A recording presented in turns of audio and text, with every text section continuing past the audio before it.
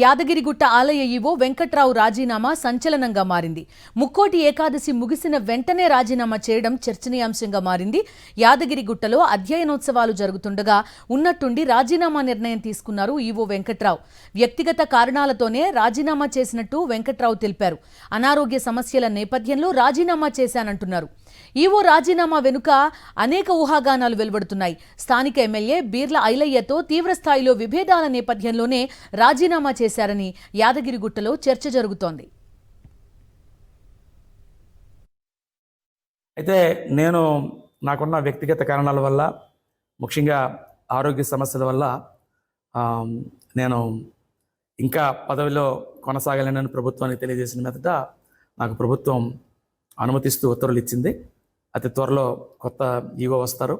ఈ స్వామివారి క్షేత్రం ఇంకా దినదిన అభివృద్ధి చెందుతుంది. ఖచ్చితంగా ఇంకా మంచి అధికారులు వచ్చి ఈ క్షేత్రాన్ని తీర్చిదిద్దుతారు.